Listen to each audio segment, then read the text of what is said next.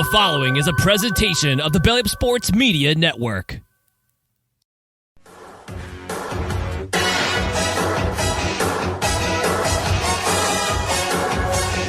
This is the main event.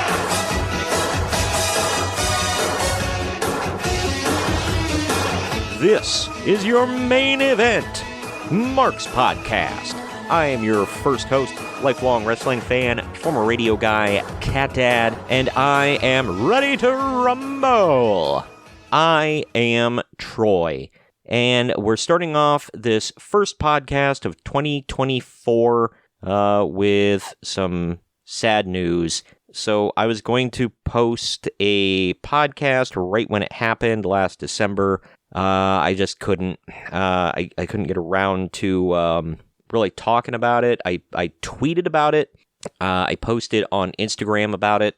I posted some shorts on YouTube, kind of hinting to the fact of what happened. But I'm not going to go into a ton of details about it. He wouldn't want me to. I'm sure his family doesn't really want to, go deep into it. But so my co-host, since this show started in the spring of 2020, Greg. Well, I guess that's summer of 2020, June. But anyway, Greg, the Walking Wrestling Encyclopedia, watcher of classic wrestling, encyclopedia of classic wrestling, the main event collector, figure hunting warrior, my tag team partner on this podcast for over 200 episodes. So on his way to work, one day he took the subway all the time or the train, whatever, in Northern California. He never drove, and while waiting one day for the train, he had a massive heart attack and was unable to be revived. He sadly passed away pretty quickly. I was really shocked. A mutual friend of ours gave me a call in the middle of the day. He never calls me, so I knew it was something bad. So yeah, he let me know that he died, and it was shocking, hurtful, just devastating. I can't imagine his family what they're going through. I'm in communication with a few of his friends because we had some mutual friends. Everybody's hurting. December was really, really rough. This was in early December he died, and that's why, if you noticed, I stopped in December posting any new content. I had some new shows loaded up and ready to go, or well, almost ready to go. I had to edit them still, and I didn't post them because I don't know, it's weird. It was definitely weird at the time to keep going on with content, even if I put a disclaimer at the beginning. Hey, this was recorded a long time ago. Greg is no longer with us. I didn't want to get into it at the time, but I figured now's a good time. I'm not going to post consistent content every week anymore. Just once in a blue moon, especially right now with it being the road to WrestleMania. I'm going to be at my friend's this weekend to watch the show, and the Royal Rumble, baby, this Saturday. I'm very hyped for it. I hope you all are too. If you're listening to this, I'm assuming you watch now. I mean, we do have some listeners, or did. I don't know if any of you are still subscribed, still listening. If you are, thank you. But to any of you out there that don't watch, I know we had a few. We have a few listeners that are just only into the retro stuff, and that's why they listen to us. So thank you for sticking around. If you go to our YouTube channel, youtube.com/@main-event-marks, it's just become my side project that I had going on, the Marks on Media, where I cover movies, shows, video games, anime. It's reviews, previews, reactions, news, rumors, and just other stuff that I put on there. I literally update it daily. So tons and tons and tons of video content on there, everybody. So go check that out. And I hope you subscribe. I hope you're still around here. And going into WrestleMania season, I wanted to post a show. It's a best of, but it kind of hits you with all the big reviews. that Greg and I did throughout the years. Just the Royal Rumble matches. There's one that Greg is not in. It's going to be the first one. I'm playing them all in chronological order, not in the order that they aired on the podcast, but in the order of like counting down through the years, oldest to newest. The first review is actually me and Jacob Grondy. I'll get to that here in a minute, but we're not going to take any spot breaks as far as we used to take a break to let you know, hey, listen to these other great podcasts, whatever. Just give them a shout out. If you're into sports, go check out TSS Fantasy here in Puckburg. I believe hockey season is going on right now. I believe so. Anyway, no credentials required. Those are the 3 sports ones. If you're into wrestling, obviously, you can go check out the Brocast, cast with a K. Go check them out. They're Australian, but they're good dudes. So, don't hold it against them. There's also the Apron Bump podcast. Kyle from the Apron Bump. He's a cool dude. Go check him out. And he's a funny follow on social media as well. Follow him on X, formerly known as Twitter. And of course, there's the Curtain Jerkin podcast with the guy who's about to join me in this next segment. It is Jacob Grondy. He covers mostly current stuff, so go check him out. Nothing really retro about his show, and you can hear him on our YouTube channel as well, so go subscribe to us on YouTube.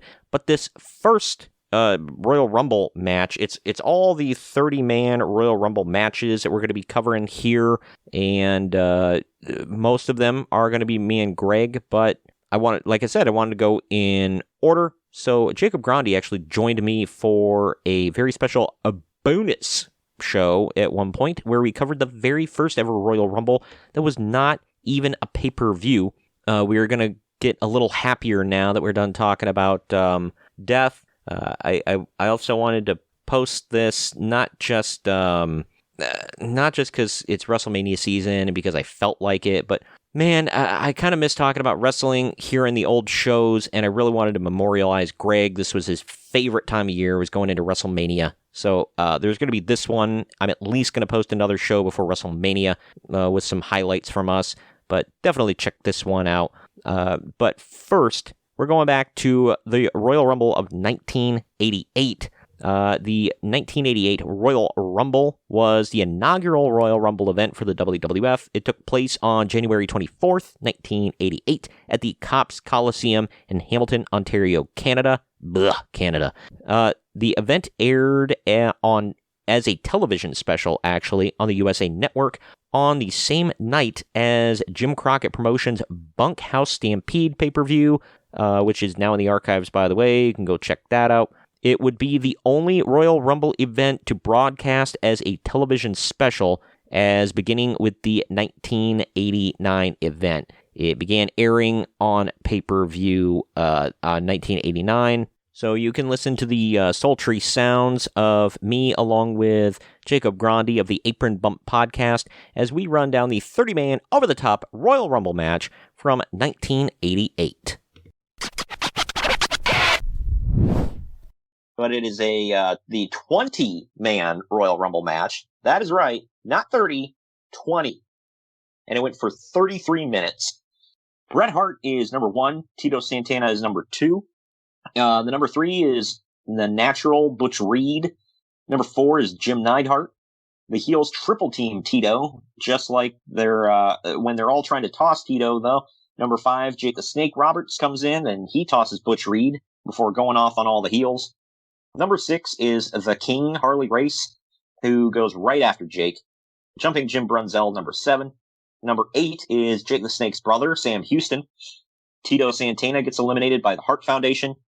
Dangerous Danny Davis is number 9. Number 10 is Boris Zukov. Here's where things get a little weird. Don Morocco and Nikolai Volkov will run out at the same time and argue over who the number 11 entrant is. I mean, if you were Nikolai Volkov, wouldn't you want him to go before you? Yeah, I didn't get this. Was this a botch? Was this something that I didn't pick up on as far as storyline at the time? But it really seems stupid if it was kind of a botch, because it's like no matter what you understand about the rules of the Royal Rumble. You literally just saw like 6 or 7 other guys come out one at a time. So if you saw another person run out with you, you would then know to not do that. Yeah, well, I guess this was planned, all of it. So it wasn't a botch, but I think their reasoning was they're like, well, it's the first match of its kind, so we're going to make it seem like people don't quite understand all the rules or, whatever. I mean, I can see both sides of why Nikolai would want to come in number 11 and why he wouldn't, because since his partner Boris Zukov just came in, maybe he'd want to come in and help him, but I don't know. But Morocco beats Volkov up, and then he slides into the ring, making him the number 11 entrant. Brunzell and Roberts team up to eliminate Zukov, and Morocco eliminates Harley Race. Number 12 is Nikolai Volkov now, finally. Number 13 is Hacksaw Jim Duggan, who the crowd just blows for. A couple notes about Hacksaw. First off, he's wearing his black trunks and the white knee pads, the white boots. So he's in his old, Mid-South outfit, because I'm sure you remember him the same way I do. In WWF, he always wore the blue trunks and the blue boots. I don't know. Yeah, I'm not too sure about what's going on here. Yeah, he's kind of in his old mid-South outfit, and then this was actually his return from being fired, because I don't know if you remember the old incident in, I think it was New Jersey, where he and the Iron Sheik were traveling together smoking weed, and they got pulled over. Yeah, they got pulled over, and it made big news for multiple reasons, because, at the time, even now, you can't drive while smoking weed, so it doesn't matter if it's legal or not. So they got busted for, driving under the influence. They got busted for having weed. And Hacksaw was a big babyface, all-American guy, and the Iron Sheik was a big heel, anti-American guy, and they got caught in the news together, which back in '88 was no go. So Vince fired both of them, and he brought back Hacksaw here. And not to spoil the ending, but this was kind of Hacksaw's big hurrah. And after this, he didn't really go anywhere. He was there and he would do things, but he was never a top guy.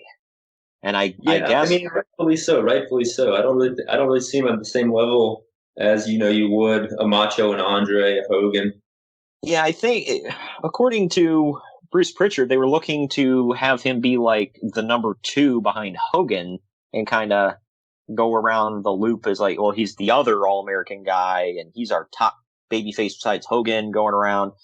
But after he got fired, then he kind of fell out of favor after that. So I don't know. I never thought Jim Duggan was ever all that good. I don't think he ever elicited the same kind of reaction that you would think a top guy would elicit. Yeah, he'd get reactions here and there, especially during this time period. He was pretty over, but I don't know. Through the years, he kind of, More of an entertainer than a in-ring technician, for sure. Yeah.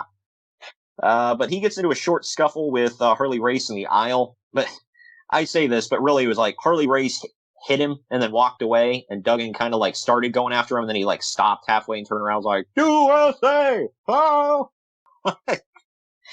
He's an idiot. Greg and I talked about this on another show he was on. I can't remember what the hell. Oh, it was Royal Rumble 90. He did an interview where in the first couple of words he got tongue-tied, and then he goes, dot, dot, dot. And we're like, what the hell is wrong with you? It's as a kid, you're cool, Hacksaw Jim Duggan. As an adult, you're like, my God, it's Hacksaw Jim Duggan. You gotta think about what he did in WCW in the '90s. He came out full gimmick. He had the wooden board. He had the American flag. He had the taped fist. And all along, he was supposed to be a face. It's he's got more weapons than anybody else. I know, right?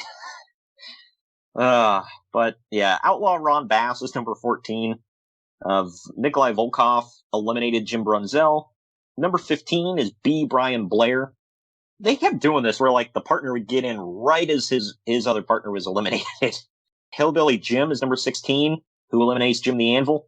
Number 17 is Dino Bravo. Sam Houston gets dumped out by Ron Bass. That elimination was sick, by the way, because he was sitting on Bass's shoulders, and Bass just kind of like dumps him out over the top rope. The Ultimate Warrior now is number 18. This was before they really decided to strap a rocket to him. Don Morocco, or The Rock, whatever, eliminates Bret Hart, who, as he was the first Iron Man, being in for 25 minutes. One Man Gang now enters number 19 and eliminates B. Brian Blair, and then Jake the Snake. The final entrant, number 20, is the Junkyard Dog, or as Uncle Dave called him, the Junk Food Dog. Duggan dumps out Nikolai Volkov, and One Man Gang tosses Hillbilly Jim. Hacksaw hits his running clothesline to eliminate Danny Davis, who I was shocked was still in there, right before One Man Gang and Dino Bravo team up to throw out the Ultimate Warrior. Ron Bass tosses Junkyard Dog right before Morocco throws Bass out. Morocco drop-kicked Frenchie Martin off the ring apron, and then Dino Bravo holds on to Don, and the One Man Gang runs in and clotheslines Don Morocco outside the ring. The two heels now, it's two heels and Jim Duggan. They team up on Duggan. Dino tries holding on to Duggan, and they try to do that clothesline again, but Duggan moves. Gang clotheslines Dino right over the top rope. I don't know if you noticed it was kind of funny, because he clotheslines him, he bounces into the ropes, doesn't quite get over, so he has to, like, jump himself up over the top rope. Yeah, I definitely saw that. It was very obvious. Anyway, finally, Gang runs right at Duggan. Duggan pulls the top rope down, and One Man Gang flies over the top rope, giving the win to Hacksaw Jim Duggan. Uncle Dave commented that this was, quote, at least as good as the Dusty Spectacular with better camera work.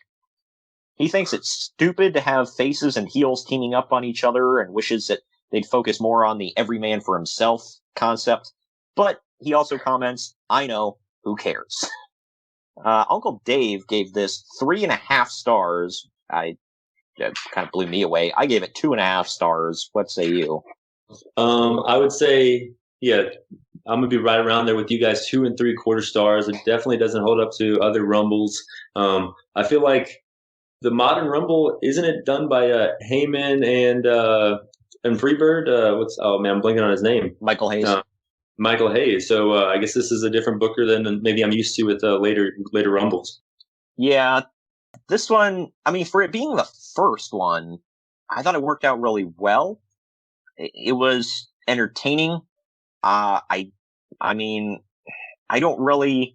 I kind of laughed a little bit. With and I kind of see Dave's point, because they were talking like whenever a heel got in the ring, they were like, when it was like 2 or 3 heels, they were like, oh no, whoever the babyface is in trouble now. It's like, why? Like, do all the heels instinctively know, oh, we're bad guys, we need to be a team? I thought that was a little funny, and every babyface instantly went to save the other babyface. So yeah, I mean, even the third entrance, Jesse Ventura, like says, like kind of reveals their mentality, because he's like, well, who's he gonna help? Like, and then Vince McMahon says, who's he gonna help? Every man for himself. And then Jesse was like, well, there's obviously gonna be alliances, So yeah, kind of revealed their way of thinking about it backstage. Yeah, I know. I did think it was a little weird, and the alliance thing I get, because I mean we even see that to this day with people teaming up, and it's like, hey, you and you, but it's not like a foregone conclusion where it's like, hey, you're a bad guy, I'm a bad guy, let's team up on the face, or the baby face isn't going to run in and instantly save the other baby face, and if they do, commentary kind of buries them for it. But fun fact about this Rumble, by the way, 10 entrants, which is half of the people in this Rumble, they will never take part in any future Rumble matches. That includes the Killer Bees, Don Morocco, Butch Reed, Junkyard Dog, Hillbilly Jim, Danny Davis, Boris Zukov, and Sam Houston. Also, Harley Race took part in the 1989 Royal Rumble event, but in a singles match, not in the match itself. Oh, wow. Okay. Damn. Well, I mean, it seemed interesting to hear that stat, but once you started reading off these people, I wasn't shocked about any of them, but, maybe Harley Race. Yeah, most of these people were fired or let go or whatever at the end of this year. So, I mean, most of these guys weren't even around after 88. But the ones that were, I think Harley Race was one of the only ones that was still around going into 89, and he just wasn't in the match. So, Yeah, let's hit this last segment here before we go into the main event itself and wrap the show up. Craig DeGeorge is standing on a platform in the crowd with Hulk Hogan. It wasn't until recently that I even remembered who the hell Craig DeGeorge was. Craig asks about Hogan's upcoming match against Andre the Giant at Saturday night's main event. Hogan says to be able to beat him, they've got to break the Hulkamaniacs and beat all the Hulkamaniacs, and they won't be able to do it. Then it's Hogan must pose time. They hit the music and all that good stuff, so the crowd gets what they pay for. You could tell who the money drawer was. They had him out. They made sure to talk about it at the beginning. They made sure to, throughout pretty much the matches were just things to break up showing Hulk Hogan. Right. I know. It's kind of funny. It was about the 20-man battle royal and Hulk Hogan and Andre. That was it. But, I mean, that's kind of the way everything was back in the day. Even Bruce Pritchard said, he's like, well, we kind of knew. It's like all we had to do was throw Hogan's name on a marquee and the damn place would sell out. Like, it didn't matter what the undercard was. He said the guys in the back even said they're like, well, we want to be on whatever card Hogan's on because they knew they'd get paid more. Yeah, but, he was the pillar that held up the whole tent. That was the WWF circus for sure. Definitely. We're not going to waste too much time getting into the next one. I just wanted to intro some of these for you before we just throw you right into the audio. So Greg will be joining me for this next one here. It is the 30-man Royal Rumble match from 1990. So a little bit about the Royal Rumble 1990. It was the third annual Royal Rumble event for the WWF. It took place on January 21st, 1990. At the Orlando Arena in Orlando, Florida, and was attended by 16,000 people. The winner did not get a world title match at WrestleMania, but it did set up a few things for WrestleMania 6 in Toronto, Ontario, Canada. Obviously, if anybody that knows anything about classic WWF, classic wrestling, will know that WrestleMania was headlined by Hulk Hogan and the Warrior. It was champion versus champion. Warrior was the Intercontinental Champion. Hogan was the WWF Champion. They clashed over the WWF title, and the Warrior won. But here, at the Royal Rumble, it was basically just for bragging rights. So, yeah, anyway, it was a fun show, though, and let's get into the Rumble match right here with me and Greg. It's a 30-man over-the-top Royal Rumble match. It went for 58 minutes, 46 seconds. Ted DiBiase and Coco Beware start us out at number 1 and number 2, respectively. DiBiase tosses Coco before the number 3, Marty Jannetty, comes in. He tosses Jannetty before number 4, Jake the Snake, comes in. Number 5 is the Macho King in the weirdest outfit I've ever seen him wear, which is saying something. The heels double-team Jake before number 6, Roddy Piper, comes out for a surprise, and the crowd just blows their crap for him. I guess Piper... When was the last time we saw Piper? He returned at WrestleMania 5, so... Like, what do you mean, here, or what? Was he consistently wrestling in the company at this point, or was he making... Yeah, he returned at WrestleMania 5, yeah. Oh, okay. I forgot about that. Yeah, okay. The Warlord comes out number 7. Number 8's Bret Hart. Bad News Brown, number 9. Macho King eliminates Jake Roberts with a clothesline. Number 10's Dusty Rhodes. In 2 years, that feud's going to be reversed. Wait, what? Roberts, Macho Man, like in 2 years, it's going to be completely reversed. Oh, right, yeah. Number 10 is Dusty Rhodes, who comes out and just elbow craps... Dang it. What the hell? Oops. Who comes out and elbows the crap out of Macho King over and over before back body dropping him out of the ring for the elimination. Andre the Giant's number 11. He eliminates the Warlord with one arm as Heenan and Fuji get into a spat outside the ring. So what happened to the Warlord with 2 arms? Shut up.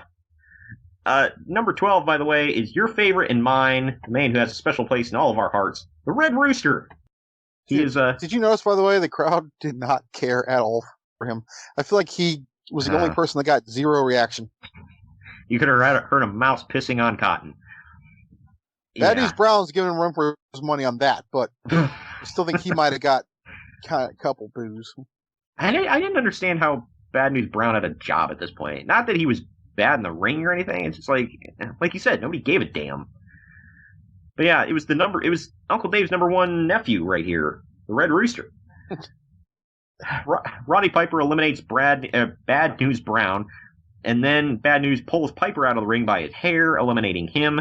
They brawl to the back, so that's setting up for their epically racist feud coming up. That was good stuff. See how that flies in 2020. Right, yeah. Hey, does somebody want to paint themselves black and do the promos of a black guy for their feud in 2020? I'm going to say no. Demolition Axe is lucky number 13 as Andre eliminates the Red Rooster. Oh no, he was my pick. Number 14 is Haku, who looks like he's wearing women's leggings from Target. Number 15 is Demolition Smash. Hakeem the African Dream is 16. Demolition teams up to eliminate Andre the Giant. Bret Hart got eliminated next. Bret Hart got eliminated while Andre was being eliminated, so I didn't even notice. Jesse Ventura had to inform me. Number 17 is Superfly Jimmy Snuka. He eliminates Hakeem. 18 is Dino Bravo. Earthquake's number 19. Earthquake eliminates Dusty Rhodes and Axe. Jim the Anvil Neidhart's 20. Everyone teams up to eliminate Earthquake. The crowd explodes for number 21 as it's the Ultimate Warrior. He eliminates Dino Bravo. The model Rick Martel is number 22. Smash gets tossed by Haku. Number 23 is Tito Santana, who goes right for Rick Martel. Were they still feuding at this point, or was this just kind of like... Dude, they feuded for 2.5 years. Nice. Well, if it ain't broke. Honky Tonk Man enters number 24. He's my new pick. And the heels team up on the Warrior. Was he eating broccoli? We're gonna leave that right. We're gonna leave that right with that, Daddy. Somebody else. Jim Neidhart gets eliminated. The Warrior eliminates Ted DiBiase next. He's finally out. Hulk Hogan's number 25. Crowd explodes for him. Hogan tosses Jimmy Snuka, then Haku. Both the Island Boys are out. The Warrior eliminates Tito Santana. Number 26 to the match is Shawn Michaels. Hogan eliminates Honky Tonk Man, I feel, as Shawn Michaels is coming into the ring. Don't blink because the Warrior tosses Michaels right away, and then Rick Martel. Warrior and Hogan then stare each other down and repeatedly shove and shoulder block each other. And they both do a double down when number 27, the Barbarian, enters. This soon to be headlining a WCW event for a world title, by the way. The Barbarian? Mm-hmm. What event was that? I think it was a Halloween Havoc against Ron Simmons. Holy crap. I didn't know that was a thing. Why? Hell if I know. What? I want to say it was 92, I think. Oh my gosh. That's like, what the F? Him and Brutus the F and Barber Beefcake headline WCW shows for world titles. For reasons. Yeah. Wow. But yeah, I like how they gave us enough of a taste. My point is, though, there were quite a few main eventers in here at this point. So. Yeah. I like how they gave us just a little taste of Hogan Warrior, by the way, without just, giving us everything. Just a little bit to get us excited, but they didn't give away the farm. Rick Rude's 28. Rude and Barbarian try to eliminate the Ultimate Warrior, but Hogan hits them in the back, and Warrior gets dumped out. Warrior then runs in, beats up all the heels, and then he runs away. I was like, what did I just watch? Number 29 in the Rumble is Hercules. Hercules! The number 30 entrant is obviously Mr. Perfect. Hercules dumps out the Barbarian. Rick Rude eliminates Hercules. Hogan throws Rude into the ropes as Mr. Perfect accidentally pulls him down to eliminate Rude. Then Hogan finally chucks out Mr. Perfect and wins the whole match as the crowd goes crazy. And now you know what time it is, Greg. Hogan must pose, pal. Uncle Dave and I both gave this 3 stars. I thought it was a fairly fun Rumble. What say you? I said 3 as well. I loved it. Yeah, and This was obviously before the days of the winner gets a world title shot. But yeah, so That's still about 3 years off. really? I thought, well, yeah, because 92 was the first one that was like for the world title. Yeah. And so 93 was the first then? Mm-hmm. Man. Didn't you say Hogan won 2 years? This was like his repeat win? This was his first of two. So he wins the next year. Okay. Mm-hmm. Who won it in 89? Big John Studd. Oh, yeah. That's right, because the first two winners were like, You know, because in 88 we get Jim Duggan, 89 we get Big John Studd. And it's like, hell of a way to bring it up with Hogan 2 years in a row after that. And then Ric Flair. Which I don't think anyone ever would have called that. Yeah, who do you think is going to win, one of the biggest matches in the WWF? Well, Ric Flair. The NWA fans would have murdered you if you would have said that back then. Greg is going to be with me for the rest of these. These are all reviews that we did together. I wanted to intro this next one here before we jump into it. We're jumping 2 years into the future from the previous Royal Rumble. We did not get a chance to do 1991. I want to say that was on the docket, and we just obviously didn't get to it, unfortunately. But this Royal Rumble that we're about to cover is known as possibly the greatest Royal Rumble in history. It was loaded to the brim with stars, and it was the first ever Royal Rumble for a world title. Yeah, the title was held up, and after, I want to say it was after the twin referee thing. I could be getting my timeline completely screwed up. But either way, the title was held up, and it was put on the line here in the Royal Rumble, and it was, well, you'll see who wins at the end. Anybody who knows history knows who won. But either way, the Royal Rumble 1992 was the 5th annual Royal Rumble event from the WWF. It took place on January 19th, 1992, at the Knickerbocker Arena in Albany, New York, and was attended by 17,000 people. The winner got the WWF title, and Greg and I are going to cover it right now. The Royal Rumble.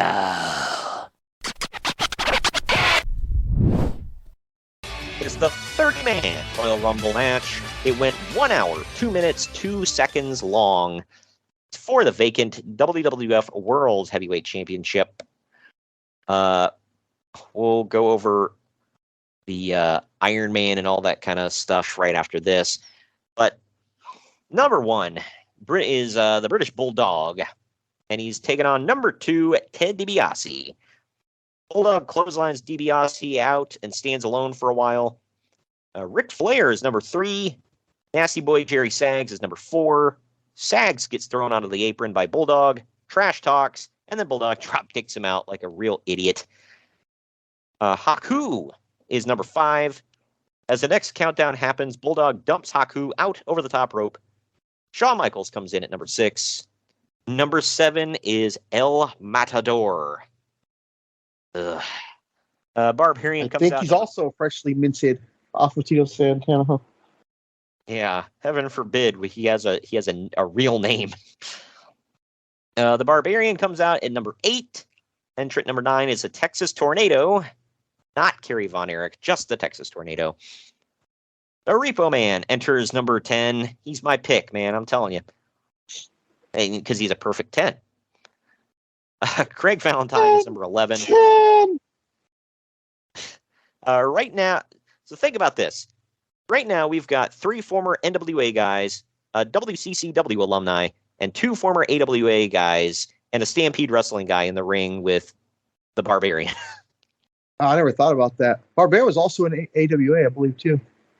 Ah, well then 3 former AWA guys. Yeah, the Powers of Pain were in AWA. Or maybe, NWA. Yeah. Were they there first? They were definitely there first, yeah. Oh, okay. Well, there you go. So, it's funny to think about. Nikolai Volkov comes in at number 12, slapping hands. He's announced as a Lithuanian now, not a Russian. So, I guess that's to take some of the heat off of him. Nikolai gets stuck. Yeah, they just did the whole seceding, right? The USSR thing. I think. Or breaking it up. Yeah. So they wanted Yeah, to make him face for that. Yeah. Yeah, because I know he was supposed to, he was supposed to be a babyface around this time. I know he started wearing the US, like the US flag was on his trunks and whatever. So he was trying to be more friendly. Yeah, the Cold War ended in 91. So by this point, he's the USSR is pretty much donezo. Anyway, Nikolai gets stuck in the corner, and Repo Man dumps him over the top rope to eliminate him. Yes, the Repo Man gets an elimination. Entrant lucky number 13 is the Big Boss Man. Repo Man gets a second elimination as he throws Greg Valentine over the top rope. Boss Man runs and chucks Repo Man over the top now. Bulldog beats on Flair for a while, but Flair finally backbody drops him over the top rope. Texas Tornado tries to go after Nature Boy, but Rick ducks down and drops Tornado over the top now. Just as the buzzer goes off, El Matador pushes Shawn Michaels out, but Michaels holds on to Matador, and both men are eliminated. Don't they face each other at the upcoming Mania 8? Shawn Michaels and Matador? Yeah. Yeah. Yeah. Okay. Now in the archives, by the way. Go check that out. It's a nice follow-up to this. Number 14 enters now, and it's Hercules. Flair. I used to love him, man. I used to swing that chain around just like him. Nice. Yeah, because he didn't totally start doing that because of Bruiser Brody or nothing. I don't know. There were a few guys that did that. Obviously, Brody was never in WWF, so it's not like you would have ever seen that. But was he even in NWA? Like when you were watching wrestling? I'm pretty sure Brody was dead when I started watching wrestling. Unfortunately. Yeah. Yeah. So yeah, he wasn't even a thing. Well, I think that's why Bruce Pritchard said like we had talked about the Berserker, how he used to do all of Brody's stuff. He said they tried over and over to get him to stop doing that, and he just wouldn't. And they're like, they said we would have probably like done a little bit more with him, but they said he was kind of an a-hole, and he just like I don't know if it was his tribute to Brody or whatever, but it's like he just came off as like a ripoff. So I can see that. But anyway, Flair forms an alliance with the Barbarian for like a whole 5 seconds and then turns on him. Barbarian goes to dump Flair over, but Hercules tosses Barbarian. Big Boss Man then comes from behind and chucks Hercules out. Boss Man runs across the ring at Flair. Flair drops down, and Boss Man hits the ropes and flops over the top to the floor. Keep that in mind, by the way. He was not thrown over. He basically eliminated himself. But either way, we're halfway through this one. His entrant number 15 is Rowdy Roddy Piper. Comes out like a house on fire, beating Ric Flair all over the damn place. And this is an old Mid-Atlantic matchup. When Piper locks Flair in a sleeper hold, Jake the Snake Roberts enters at number 16 and goads Piper into coming at him. Fans are still super into Jake, even though he's a heel. It seemed like Jake had a hard time getting people to actually boo him, even when he was a dastardly heel. He was just so damn cool. I had such an easy time, honestly. But Hacksaw Jim Duggan enters at number 17. Now we've got 2 Mid-South guys in there. IRS now runs down and enters at number 18. 19 is Jimmy Superfly Snuka. Entrant number 20 is The Undertaker, led to the ring by Paul Bearer. Bobby Heenan loses his mind on commentary, scared for Flair throughout this whole entire match, and it's effing great. This is some of the best part of this whole Royal Rumble. I know. I loved Heenan on commentary. It's like, oh my God, no, don't, hold on, Rick. And Gorilla's like talking crap to him the whole time. He's like, shut up, you. That's great. Hey, Gorilla the whole time too. He's like, I told you, Brain, nobody in the history of the Royal Rumble from number 1 through 10 has ever won the thing. Yeah, right. He's like, just shut up. By the way, keep in mind, Hogan won, I think, the year before this. And the year before that. Okay, yeah. So he was a back-to-back winner. when it literally meant nothing. You did not get the main event at WrestleMania when you won. Unofficially, but, yeah, he did the year prior. Yeah.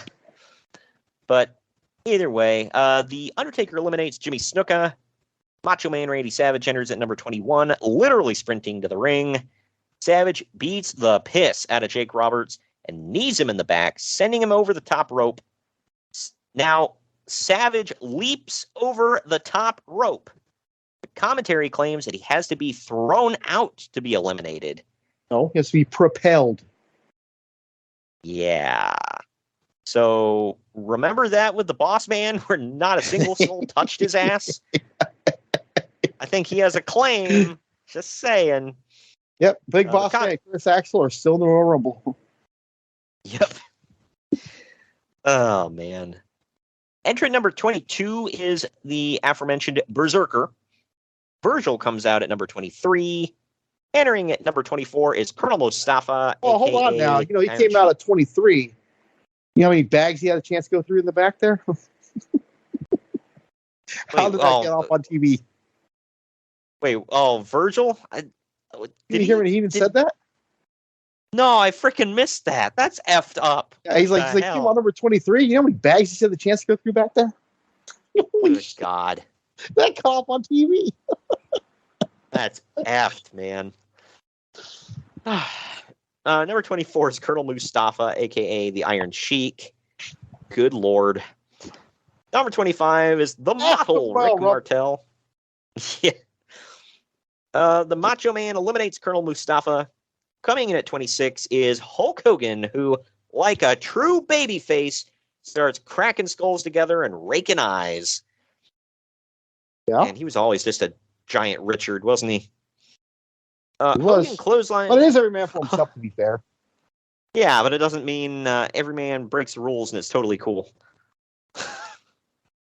I don't know. It's just It's like you said. Ever since Conrad pointed that out, like, yep, he was always kind of a Richard.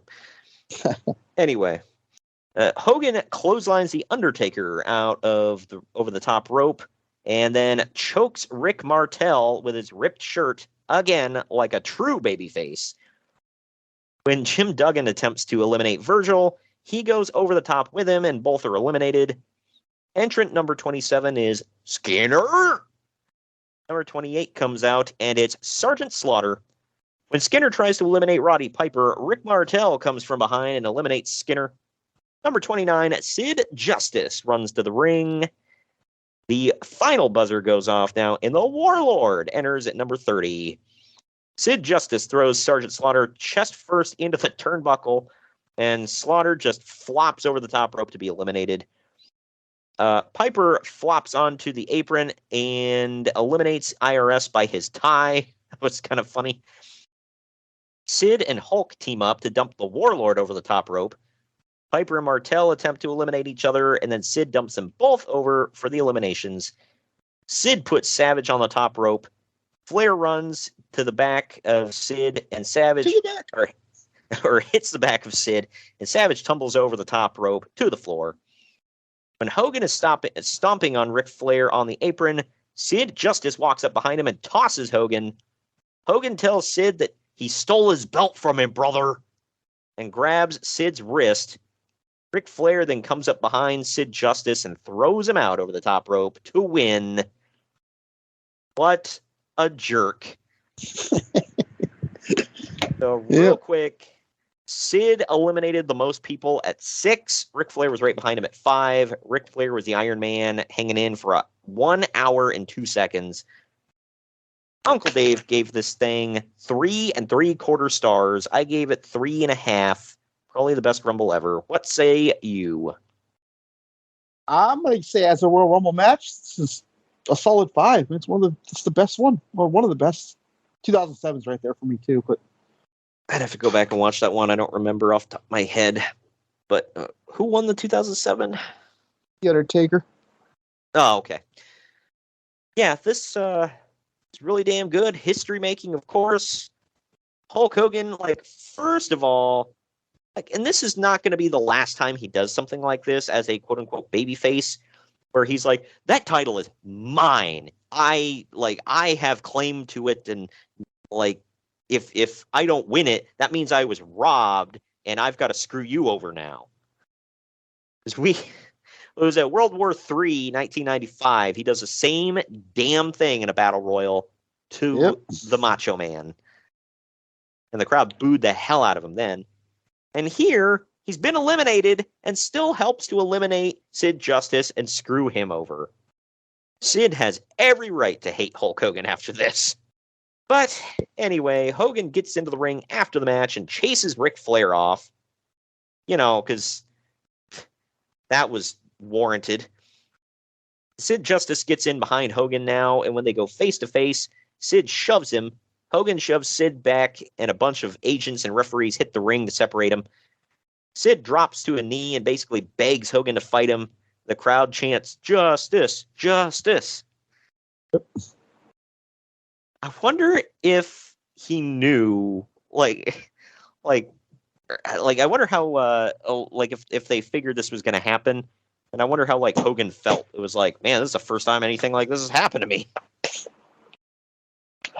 Even it goes all the way back to 1992, dude. Sid had that it factor. People just loved him.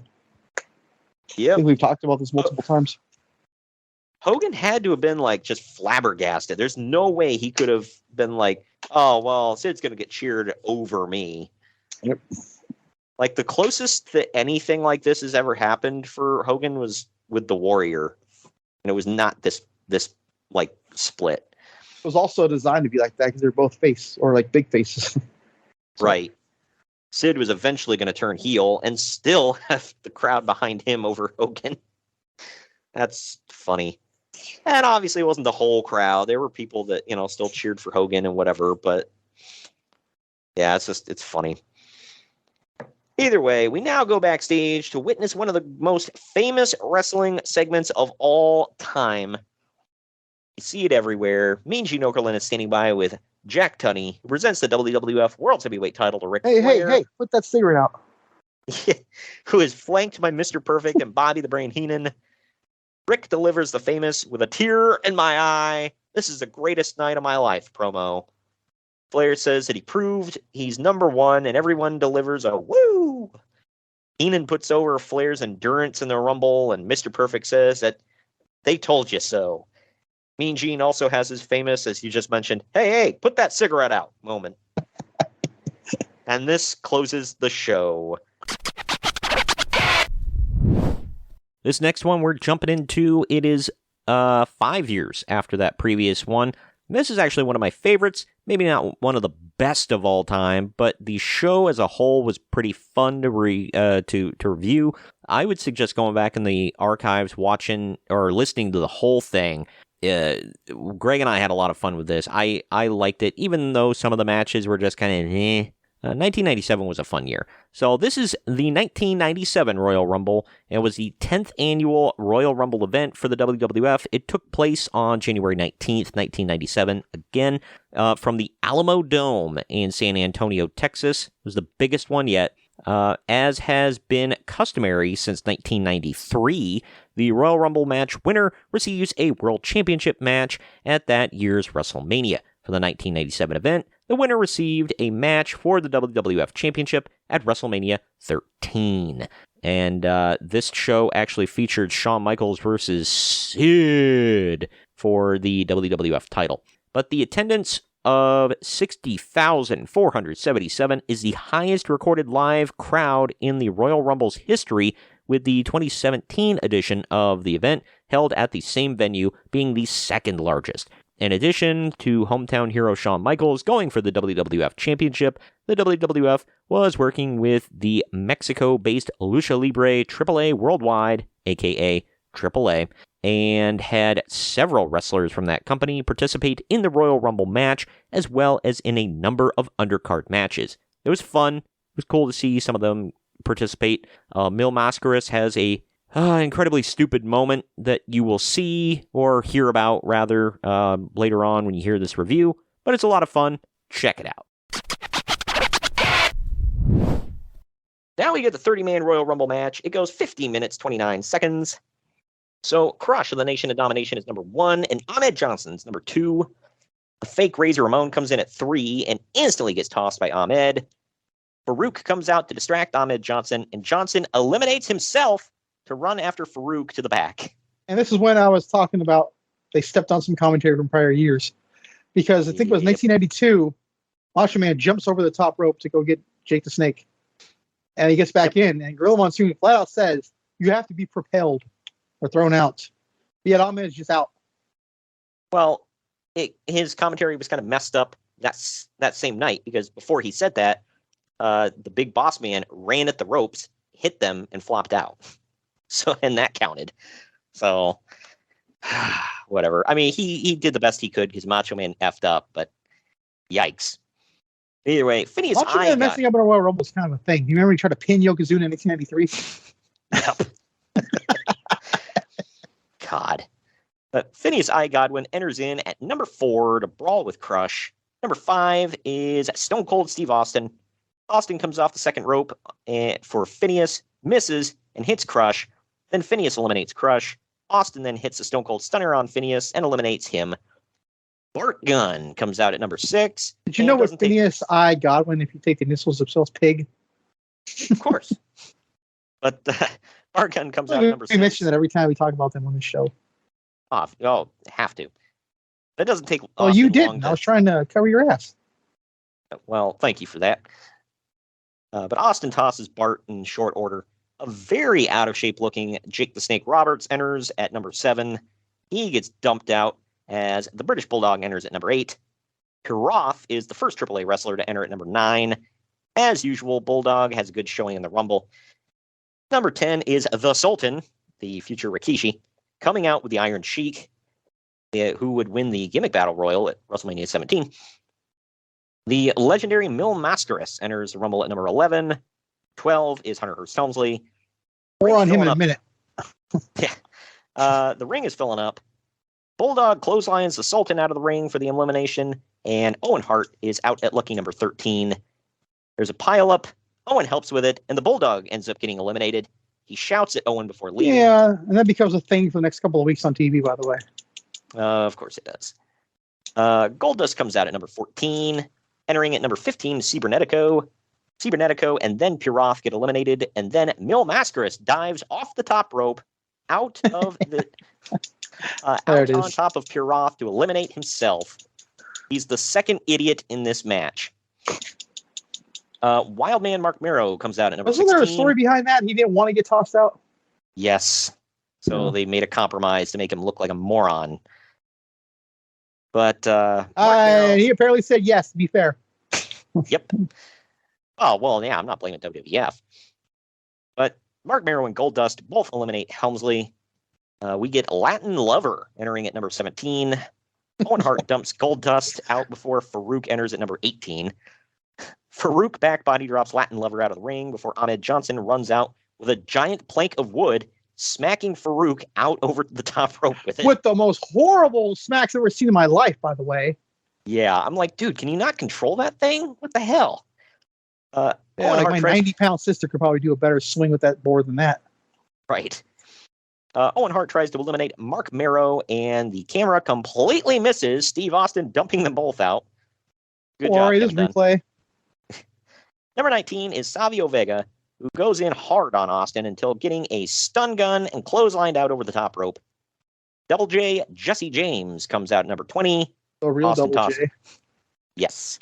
Austin tosses him in short order. We now get the famous meme of Austin sitting on the top rope, Bret Hart's music hitting for number 21, and Austin grabbing his head, looking shocked. These two beat the tar out of each other for a little while before Jerry the King Lawler gets off commentary to enter at number 22. He jumps over the top rope into the ring. Bret Hart punches him and knocks him right out. At this point, this is the feud that will never die. Right. It's like, good Lord, guys.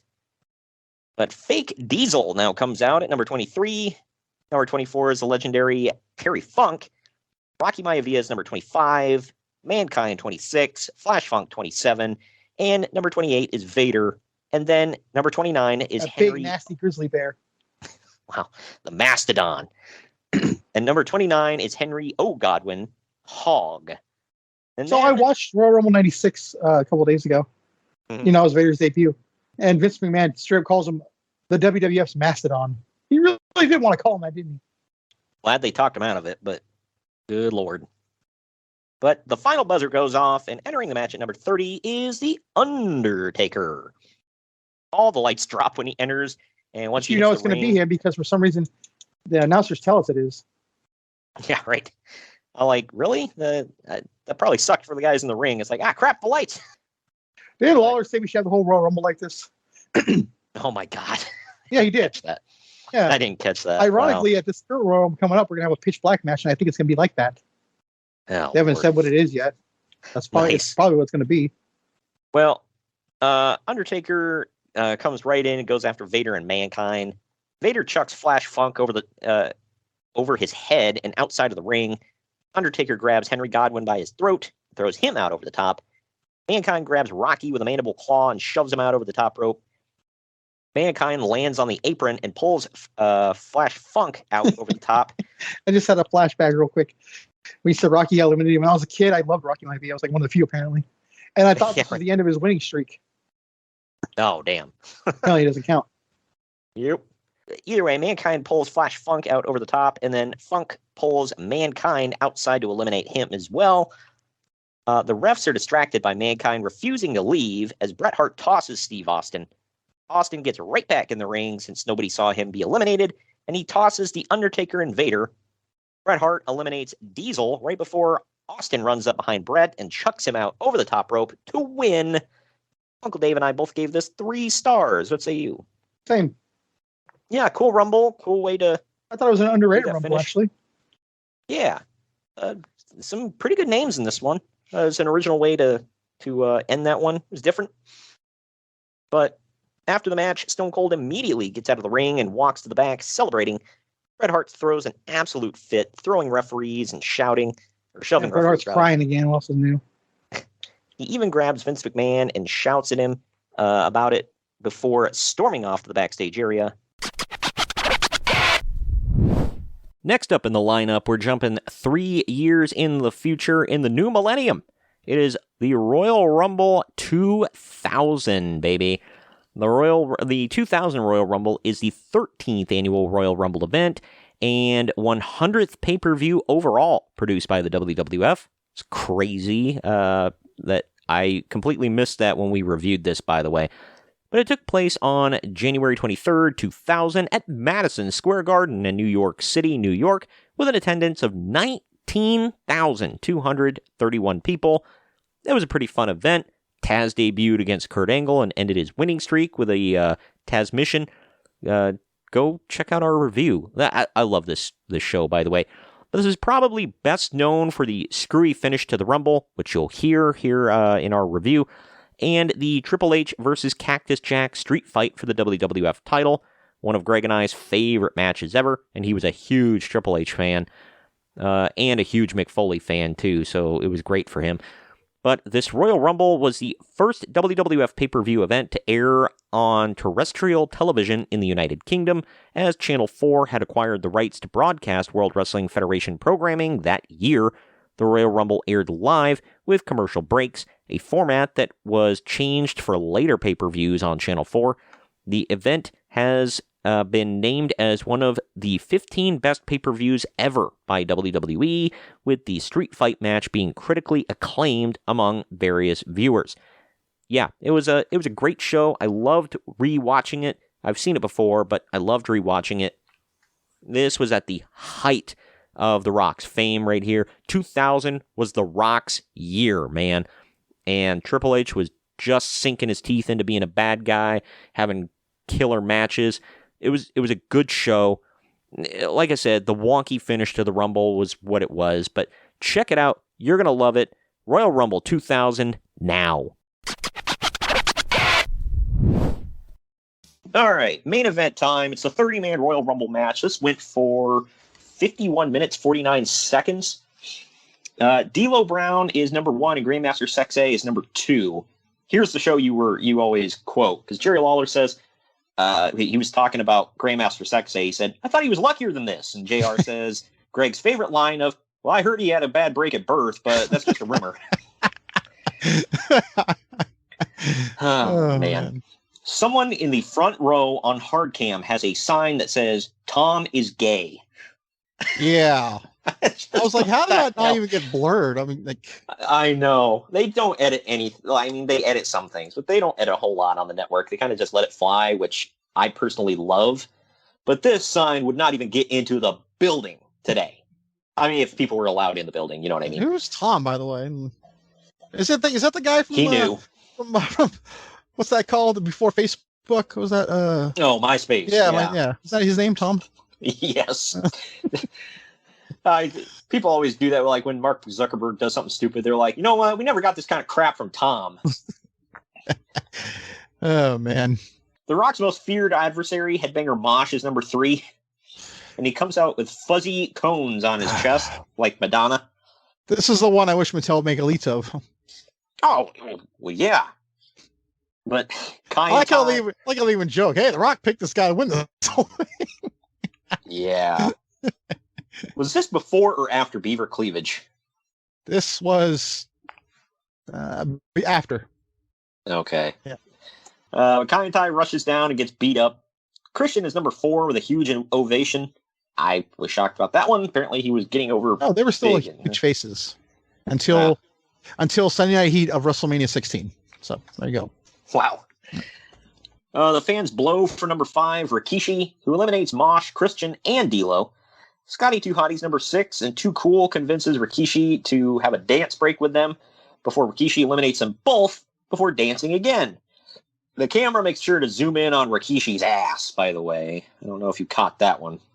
Yeah. Number 7, Steve Blackman is next. Rikishi tosses him before number 8, Viscera, comes out. After 3 super kicks, Rikishi finally eliminates Viscera before Big Boss Man comes out number 9. He sits outside until he's jumped by number 10, Test, who the crowd explodes for. That one shocked me because I didn't remember him being that over. The British Bulldog's number 11. Gangrel's number 12. I guess, by the way, the significance of British Bulldog, I guess this was the first pay-per-view of the WWF shown live over in England. So, I don't know. I guess this was a huge get. Kaientai runs down again, gets beaten up again. Number 13 is Edge, drawing a huge reaction. King says that he wants to see footage of that little Chinese guy, Taka Michinoku, being thrown out by the Big Boss Man one more time. Yeah, I made a note of that. And he keeps calling them the little Chinese guys, and JR keeps saying they're Japanese. He's like, whatever. Something else that wouldn't fly in 2020 or 2021, I guess. So for those that don't remember this, it's a famous clip. Boss Man chucks both of them out, and he throws Taka over the top rope. Taka front flips and busts his face on the padding outside the ring, and he has to get rushed to the hospital. I think he has a pretty damn bad concussion. Medical facility. They actually, I was shocked at that one too. They kept repeatedly saying hospital. I'm like, wow, you'd never hear the word hospital on WWE TV now. Bob Backlund enters number 14 to thunderous cheers. That one blew me away. I forgot he was in this. I was like, wow, what the hell? Conrad gave Bruce Pritchard crap about that one. He's like, why the hell in 2000 did you have Bob Backlund in the Royal Rumble? He's like, well, we were in MSG. He's a big legend there. He's like, yeah, and he was running for office in Connecticut. Remember, he even said that after he gets eliminated. Jim Ross like, Connecticut registered voters, we need looking for you. Yeah, Mr. Backlund. It takes 6 men to eliminate Rikishi. Number 15 is the future Le Champion, Chris Jericho, who eliminates Bob Backlund. Of all the stuff, you choose that. What? He is Le Champion. Lord. Crash Holly, who is allegedly well over 400 pounds, enters at number 16 and he literally gets paddled by Edge over the top rope like he's a misbehaved child. Good Lord. China is number 17 and suplexes Jericho out of the match before Boss Man eliminates China. Farouk enters 18. The Mean Street Posse rushed the ring. I completely forgot about them. And they beat Farouk up before leaving, allowing the Boss Man to toss Farouk. That's what I said. He's not paid by the hour. Road Dogg is number 19. The crowd starts chanting that they want Rocky. You can tell who the star of this match is. Al Snow, without any gimmicks whatsoever, is number 20. And 21 is... Yeah. And number 21 is Val Venus. Funaki runs in again because Taka's gone. And he gets chased off. We find out that Taka has been taken to the hospital at this point after being knocked out. Prince Albert is number 22. Real name. As Edge gets eliminated, King starts talking about his piercings, and because of course. Yeah. Number 23 is Hardcore Holly. Number 24 is finally The Rock, and the crowd is on their feet. The Rock eliminates Big Boss Man right away. Billy Gunn is number 25. The Rock eliminates Crash Holly. Well, there's another one of my picks gone. Number 26 is The Big Show, who eliminates Test and Gangrel right away. Bradshaw's number 27, and the Mean Street Posse they try to jump him, but he beats the ever-loving hell out of them and tosses them, and then the Outlaws team up to toss Bradshaw.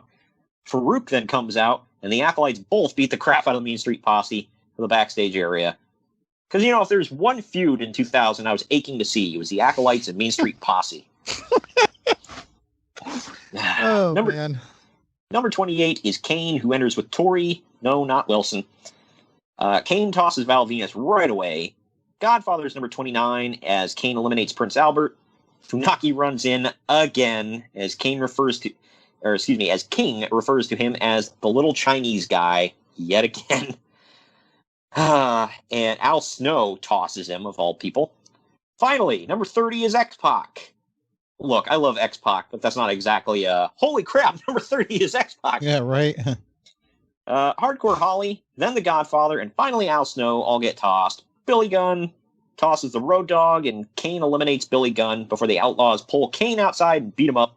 The Rock tosses X-Pac sky high over the top rope, but the referee didn't see this. He's being distracted by the brawl outside the ring, so X-Pac just gets right. He spin kicks Kane out of the ring before Big Show press slams X-Pac outside.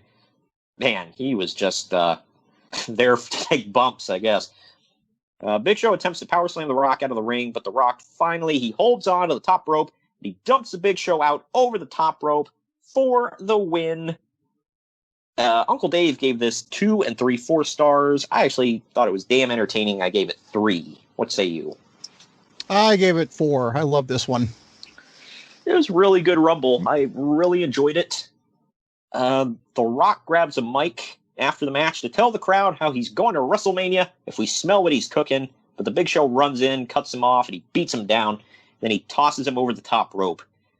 So the Big Show, again, gets his heat back after a big loss. The Rock is going to WrestleMania. Was the thing afterwards that they said that the Rock's feet actually touched outside when he eliminated Big Show? So, from my knowledge, it wasn't supposed to happen, but his feet hit, so they ran with it. But his feet did touch first. I don't know. They had to have had something in mind for it with and they just used that as an out because I don't know. Like with the way they shot it, they purposely couldn't see his feet, so they could have just said, "Nah, he eliminated him. He's good, clean elimination." I wouldn't have minded seeing Triple H versus The Rock 1-on-1 to close out WrestleMania. I thought that would have been awesome, but that's what it should have been. Yeah, that Mick Foley and Big Show filling out that match, this was like, why? They just wanted to get more McMahons in there, I guess. I mean, all McMahons. Yeah, right. Now we're going not too far in the future to one of my actual favorite years. Looking back, I don't know, I guess I looked at this year with rose-colored glasses, but it was still a fun year, definitely a very, very pivotal year in wrestling history, but we're only jumping a year ahead to just a couple of months before WCW officially shut their doors. I think this was the month that ECW did officially shut their doors for good. It is the Royal Rumble 2001. I think this is me and Greg's one of our favorite Royal Rumbles in history. It was great. Go check out our review of this as well as WrestleMania 17. But the 2001 Royal Rumble was the 14th annual Royal Rumble event from the WWF, and it was amazing, as was this entire WrestleMania season. It took place January 21st, 2001 at the New Orleans Arena in New Orleans, Louisiana, in front of 17,137 people in attendance. I'm pretty sure that's the KFC Yum Arena or whatever the F it is now. I was there with Greg. We were there for TakeOver New Orleans right before WrestleMania 38. We saw a basketball game there. It was a good arena, but holds a lot of memories. New Orleans holds a lot of memories now, especially now that my best friend has passed away. But getting back into this, though, the winner of this match would receive a WWF Championship match at WrestleMania X7. If you know what happened at WrestleMania, you know who got the win. But yeah, so Austin and Rock were vowing for the top babyface position here in 2001, going into WrestleMania. Big shakeups going on across the wrestling world from top to bottom. But here we go. One of the greatest Royal Rumbles of all time, in my opinion. Royal Rumble 2001. It is the 30-man over-the-top rope Royal Rumble match. It went just shy of 62 minutes. The first entrant is Jeff Hardy, and Bull Buchanan is number 2. I see Bull Buchanan, and my eyes are glued to the screen. Yeah, dude, Right the Censor was hot as hell, dude. Oh, yeah. His son is currently in NXT. I forget his damn name, though. He's one of the redneck guys. You know who I'm talking about? Yeah. I can't remember what his name is off the top of my head, though. Either way. I know which one it is, because it looks just like him. Yeah. But, you know, you and I always laughed about this, and you and I talked about this, where it's like, everybody always like, I don't want to get number 1, but nobody ever talks about number 2. It's like, it's just as bad. The match starts with 2 people in the ring, and you're one of them. So who cares? But number 3 is Matt Hardy. The Hardys both eliminate Bull. Oh, no. Farouk. I thought he was going to go far, dude. Yeah, I figured at least, Final 4. But Farouk enters at number 4. After Jeff hits the Swanton Bomb on Farouk, the Hardys both eliminate the APA member. Drew Carey enters at number 5 and stands outside while the crowd chants for him. While going for a superplex, the Hardys both fall off the top rope and eliminate themselves like complete idiots. Number 6 is Kane, who circles the ring. Drew offers Kane some money, but Kane goozles him. And then Raven comes out at number 7 to hit Kane in the back with a Singapore cane. He caned Kane. I like how they say he inadvertently saved Drew Carey. Yeah, right. Yeah, why didn't he let him get chokeslammed? Was he a fan? I don't know. I always think that in the Rumble. I'm like, because you see people saving each other sometimes, and I'm like, why are you, like, why? Just let that person toss him. Unless you think you're going to, like, if it's your pal or something. Get their help later. I think that's the only thing I can think of. But Drew Carey eliminates himself and then runs away. Raven gets more weapons, and then Al Snow jumps him. But referees hold Al Snow back until the buzzer sounds. Number 8 is Al Snow, who uses weapons on Raven and Kane. I guess it's legal now because he's in. Oh, so stupid. Yeah, right. Oh, yeah, because he might have been disqualified otherwise. Hell ever. He even rolls a bowling ball right into Raven's nards. That was something. Number 9 is Perry Saturn, who comes out with a very Roll Tide looking Terry Runnels. Everyone's not wearing. Yeah, right.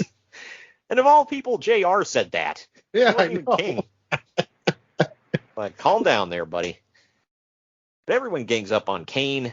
Steve Blackman enters at number 10, and he uses his sticks on everyone. Mr. Personality. Right. I'm going to use the same comparison that I think Jim Cornette used for it's either Jim Cornette or Bruce Pritchard used this analogy for Dan Severn. They said he has the personality of a UPS truck. Okay. Yeah. But number 11 is Grandmaster Sexay. He gets eliminated by Kane. Kane pops hard for him. Yeah, right. But that's not his son, Greg. Remember that. Some people say he had a bad break at birth, but that's unconfirmed. Yeah, right. But after he's eliminated by Kane, so is Steve Blackman, and then Al Snow, then Raven, and finally Perry Saturn. Honky Tonk Man is number 12. He's the one I was talking about, is in the conversation of those three men, the greatest Intercontinental Champion of all time. But he comes out and sings and dances to a theme song in the ring while Kane stares at him. Kane eventually rips a guitar out of his hands and slams it over his head, and then he tosses him. Look, I'm going to say this. He took a hell of a bump over that top rope, man. Aim that too, dude. Yeah, I'm like, holy crap, freaking Kane just chucked his big white ass over that top rope. But The Rock now enters to a huge ovation at number 13. Number 14 Unlucky is 13. Yeah, right.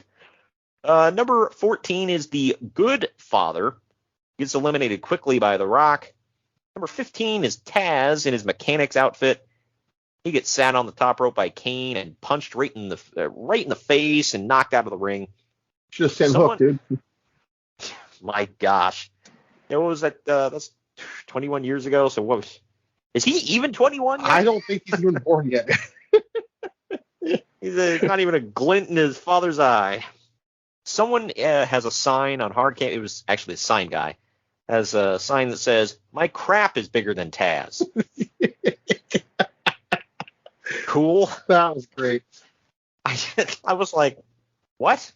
Bradshaw enters at number 16. Albert is number 17. Oh, man. The hip-hop hippo.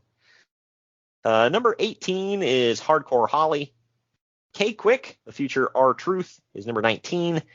Val Venus is number 20. Number 21 is William Regal. Number 22 is Test, who eliminates William Regal. A returning Big Show is number 23. I'm going to say this, by the way. The whole reason he was gone was because they sent him to OVW to lose weight. Did he lose it and then find it again? I don't know, but he looked bigger than he was when he left. Yeah, right. Because Uncle Dave had talked about that in the newsletter. He was like, he's like, I'm calling shenanigans on him losing weight. All right. He was like, freaking look at him. He's like, he might even be bigger. But anyway, Big Show eliminates Test and K-Quick right away before choke-slamming Albert, Bradshaw, Val Venus, Hardcore Holly, and then Kane. The Rock then kicks him in the nards and clotheslines him out of the ring. Crash Holly enters at number 24. The Big Show pulls The Rock out of the ring and then chokeslams him through the announcer table. That would have... Yeah. If I was watching this live, I would have thought, oh, man, now he's going to win. It's like he's going to come in at the last minute and win the whole thing, right? Well, not quite. That's kind of what I thought. Yeah, seemed obvious, but I don't know. Entrant number 25 is The Undertaker, who rides his motorcycle to the ring. He eliminates Bradshaw, Hardcore Holly, and Val Venus, while Kane eliminates Crash Holly and Albert. Number 26 is Scotty 2 Hottie, who looks scared to get in the ring. Brothers of Destruction eventually destroy him and toss him out. Number 27 is Stone Cold Steve Austin, who gets jumped from behind in the aisle by Triple H. They brawl all over, and Austin gets busted wide open. Dude, he was bleeding a gusher. I was like, holy crap, that's a lot of blood. Number 28 is Billy Gunn. Mr. What was it? Billy Bitch Cakes? It's the one. Yeah, the one who he got a haircut. He got a new theme song. His ass no longer says Mr. Ass. Yeah, it's a whole new Billy Gunn, man. But Austin is pouring blood right now. Number 29 enters, and it's Haku. You might recall, if you were watching it this time. Oh, go ahead. It said a couple weeks ago, like, this was the first sign that WCW was going under. They literally lost one of their champions. Granted, it was the hardcore title. No one gives a damn, but a champion left the company. That should have been a sign right there. Yep. Well, as as you just mentioned, if anybody was watching live at the time, just last week, Haku, under the name Mang, won the WCW Hardcore title. Well, it's in WCW's Infinite Wisdom. They put the title on a guy who wasn't even under contract. It was only working on a per-night deal. And, well, then this happens. I mean, don't get me wrong. Man, that prestigious title dies. Yeah, right.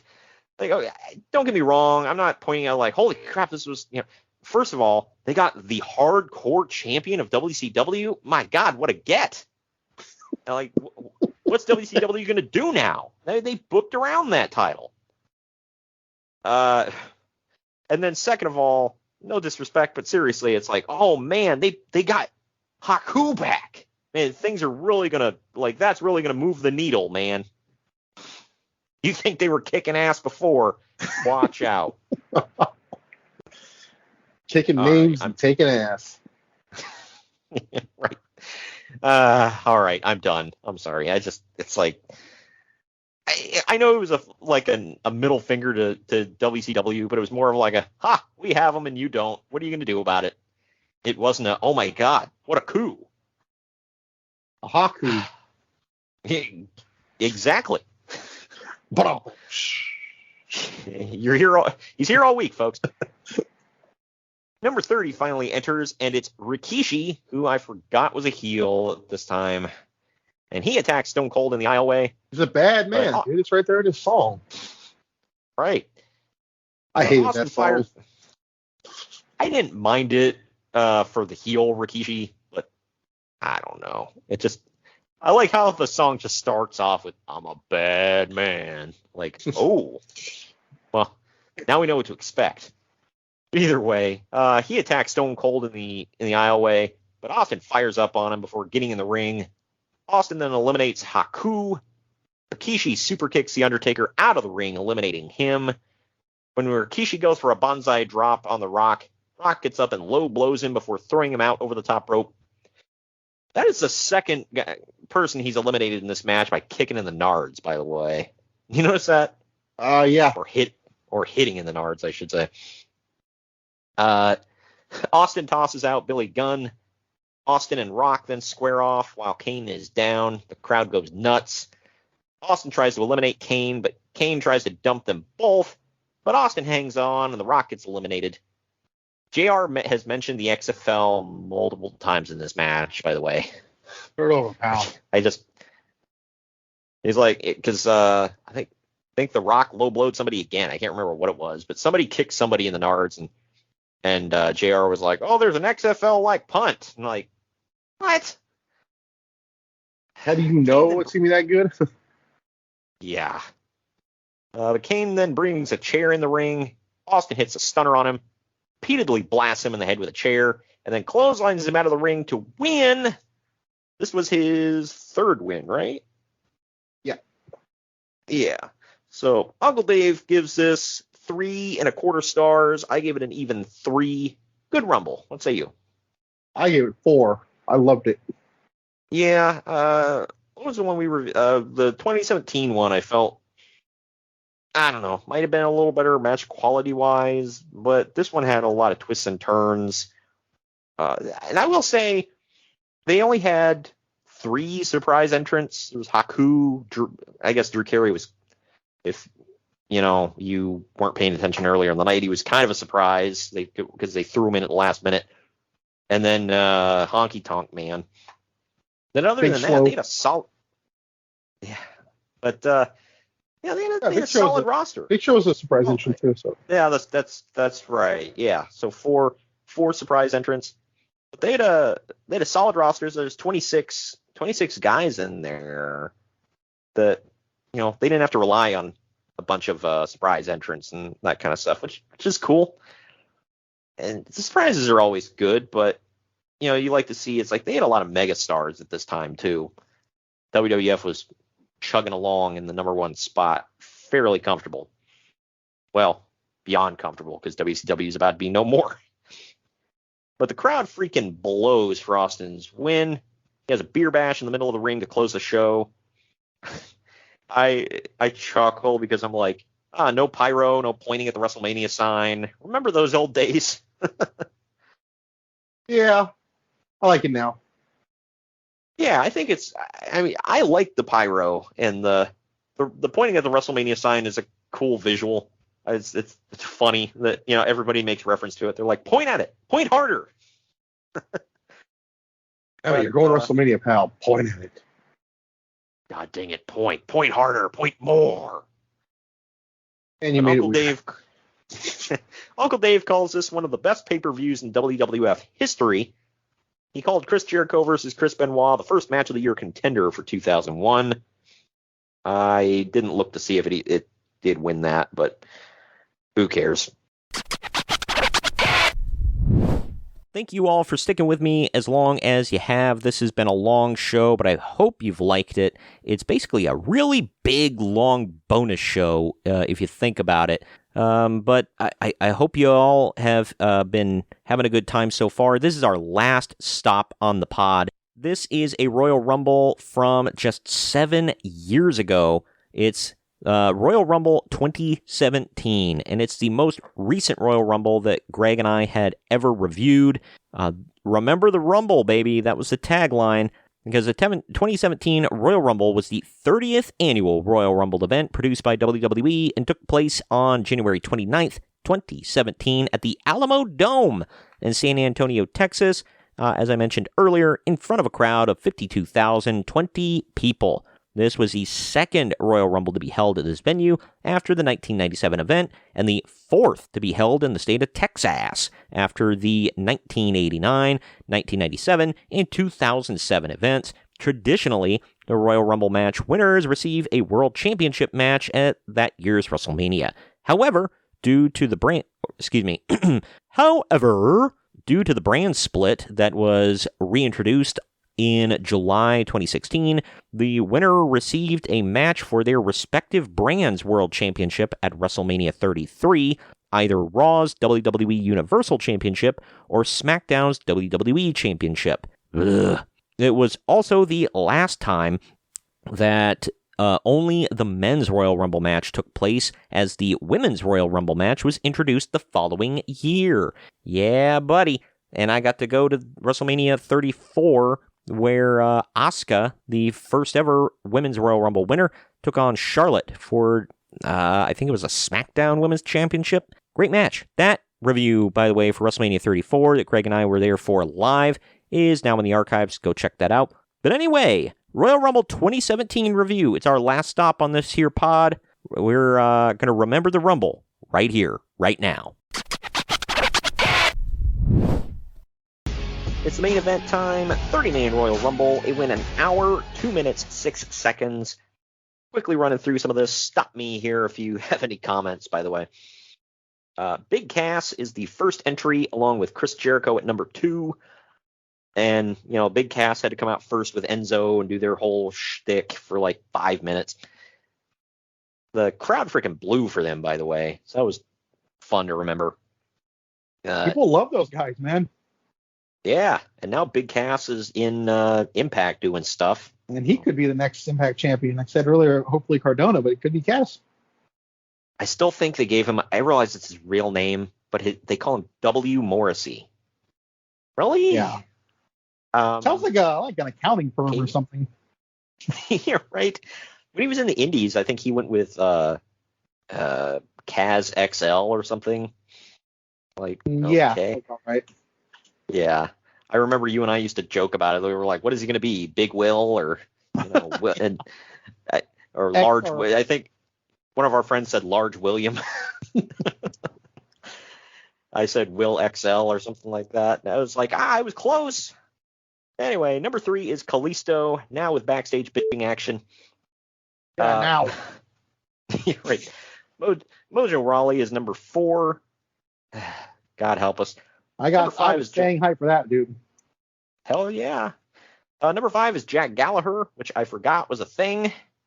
Hey, you remember he got Me Too'd? Yeah. There you go. Wow. That was not intentional. Just happened. Holy crap. Yeah. That was not intentional.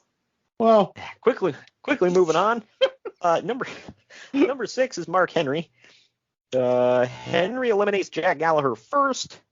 Braun Strowman enters at number 7. Strowman quickly eliminates Rawley, Big Cass, Kalisto, and then Mark Henry. Sami Zayn is number 8. Number 9 is The Big Show. He gets eliminated by Braun Strowman next. Number 10 is Ty Dillinger, and the crowd hits the roof of the Alamo Dome. I freaked the F out. Because we didn't see it coming. We were like, how did we not see this coming? It's 10. I think, if I remember correctly, I think I was watching this with a friend that listens to the show. And yeah, I think I told him that was my pick. I have to ask him. Yeah. Yeah, I can't remember correctly, but didn't he wrestle the night before at TakeOver San Antonio? Yeah. I don't remember who, but yes, he did. Yeah, I'm trying to see here. He wrestled Eric Young. That's right. It was the opening match of the card. Yeah. And Ty Dillinger, now Sean Spears in AEW. Eric Young, now back in Impact. So there's that. With, what's that group called again? Reckless by Design or Violent by Design. That's it. Yeah. Whatever. But anyway, number 11 is James Effin Ellsworth. When he's too scared to get in, Carmella yells at him to get in and shoves at him. Dean Ambrose is number 12. There's no women in their defeats. Yeah, right. Dean Ambrose is number 12. Dean tricks Ellsworth to get into the ring, and Strowman eliminates him. Baron Corbin enters number 13. This was the Baron Corbin that I liked, by the way. Anything after this gimmick, I didn't give a damn. Not saying I don't like Baron Corbin, just saying I don't like the gimmick they slapped on him. No. By the way, somebody pointed out, everybody talks about the one-winged angel, which, obviously nobody's ever kicked out of it. Nobody's ever kicked out of the end of days. Didn't Hangman kick out of it at the pay-per-view? No. Hangman hit Omega with it, and Omega kicked out. Remember? Clearly I remember, yes. Okay. Yeah. So technically somebody kicked out of it, but Kenny Omega wasn't doing the move. So nobody's kicked out of it. Out of the move. Nobody's kicked out of when Omega's deliberate, is what you're saying. Gotcha. Right. So Omega's the only man to ever kick out of the move, and it's his move. So, but nobody has ever kicked out of the end of days. Ever. I don't know if you realize that. So somebody will when eventually Madcap Moss turns on him. Oh, good Lord. Yeah. But anyway, Ty Dillinger gets eliminated by Braun Strowman next. After Sami Zayn hits the Helluva kick on Strowman, Corbin clotheslines him. Yeah, I don't get why they call it Helluva kick. It's like, it's supposed to be Helluva. Helluva doesn't even make sense. They don't want to offend censors. How is hell, like, that doesn't get bleeped? I don't know. They say, I don't want you to believe, but SHIT, they say it regularly on every show now. Yeah. Both companies. So I don't know the rules anymore. I'm lost. They're getting edgy, Greg. There you go. Branching out. Hey, they're trying to get that ever important 18 to 49 demo or whatever the hell. Anyway, I don't know. But Sami hits a Helluva kick on Strowman. Corbin clotheslines him out and finally eliminates Braun. Kofi Kingston's number 14. Number 15 is The Miz.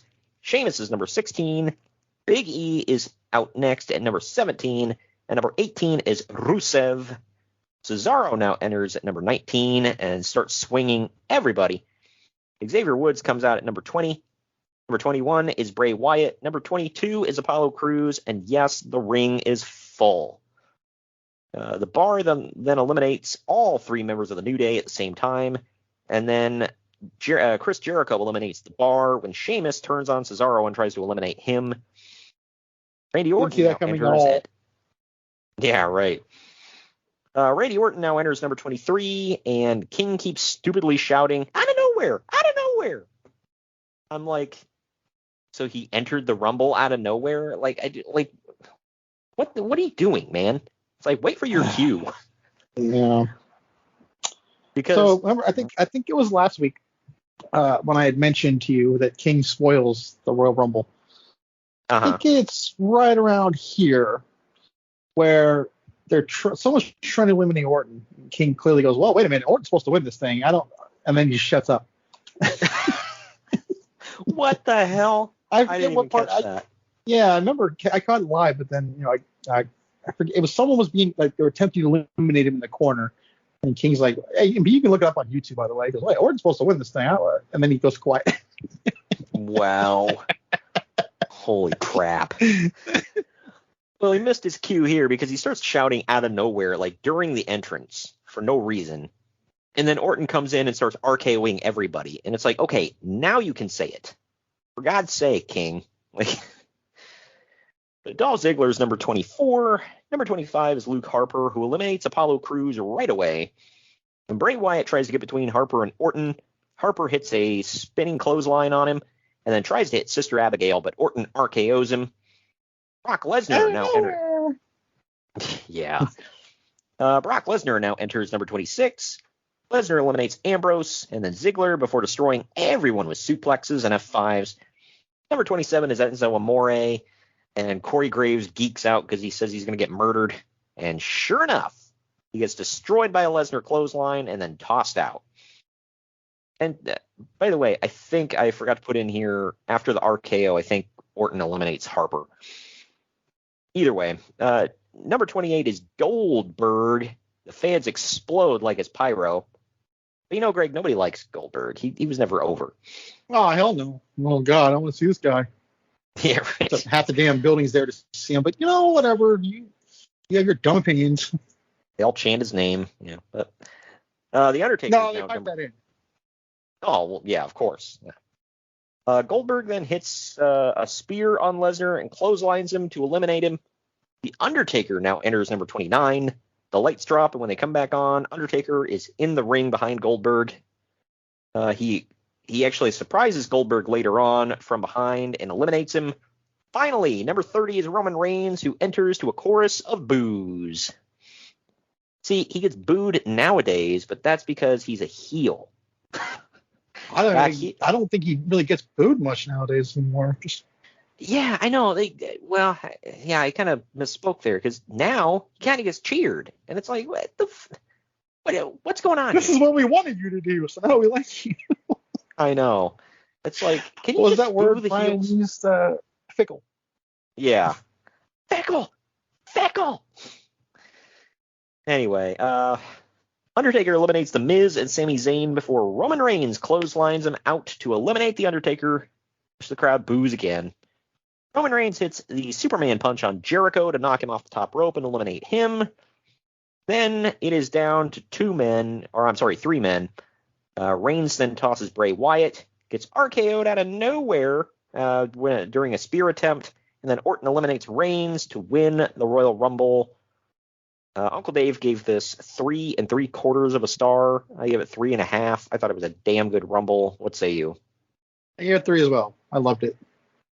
Yeah, it was really good. It's hard to rate a Royal Rumble high, but it was a really good match. I liked it. Some big names in it. They kept pumping up. Oh, it's going to be Goldberg. It's going to be Lesnar and Undertaker and all these guys. Like, yeah, that was cool. Even though Undertaker and Goldberg in the same ring at the same time was cool. I know. Of course, it would turn out disastrous later, but yeah, right. Right here was cool. And the Undertaker was clearly out of shape at this point, but still, I mean, just seeing him is always cool. He didn't really have to do a whole lot in this match. It's a Royal Rumble, so, whatever. Doesn't have to do a whole lot ever, really. Just show up. Well, the crowd explodes for Orton's victory. I'm not sure if they were happy that Orton won or that Roman lost. Or it could be a combo. I don't know. I mean, it's Randy Orton. Any city can be pro Orton or anti. You never know. I personally hated the ending of this Rumble. I wanted Roman to win, and I did not have any interest in Randy Orton winning. I've never been a Randy Orton fan. I get that he's over. I'm not one of them. It's like, well, I don't like him. Therefore, I think he's awful and he should never win. Like, clearly crowds love him. He gets, tons of cheers, but I don't know. Just never been a big fan of his. Him and Riddle are the hottest thing in wrestling right now. Yeah, I know. And everybody's waiting. Everybody's waiting for that big RKO out of nowhere. What I think would be cool if they to subvert expectations is Riddle turns on Randy. He's too damn That high would to be know when to hit him. Right. That would be awesome, though. Can you imagine a heel Matt Riddle where he gets all serious and starts kicking No, ass? but I don't want that. I would. He did that in the Indies, and that was freaking sweet because he was with Walter there for a while. That was like he was just like He's an wrestling ass-kicking Walter MMA tonight. guy. Ah, man. I might actually have to, because I haven't watched NXT in a while. I got to watch this. And didn't you say It's Braun a Breaker was six-man, going? but Well, didn't you say Braun Breaker's going for the title? yeah, against Ciampa. Nice. Yeah, I might have Now, to if tune in. Usos and New Day didn't do what they just did, this could be a match of the year candidate, but it's not going to top that. Yeah. Yeah, so I don't know. I'm going to keep my eye on that one. I did see Orton like tease DRKO on Raw, but didn't follow through with He it. does it all the time to him to mess with him. So That's funny. But Corey all right. Graves is like waiting for it, dude, like with bated breath. We're talking That's why- kid on Christmas at the top of the staircase waiting to run down there. That's why I think it would be funny if Riddle turned on Orton and then he's like, no, why? Thank you all. You've been great. I hope you appreciated what I did for you here today, slapping this up here. I had a lot of fun going back and re-listening to this and putting it all together. It was cathartic for me, honestly. It was therapeutic. I enjoyed it, and I miss this. I really miss it. I miss sitting.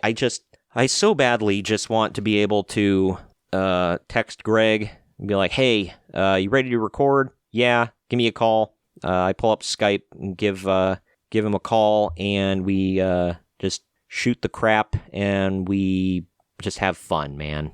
I had a lot of fun doing that. I had a lot of fun just talking with him whenever we seriously texted every single day. We were both talking about going to WrestleMania this year together in Philadelphia.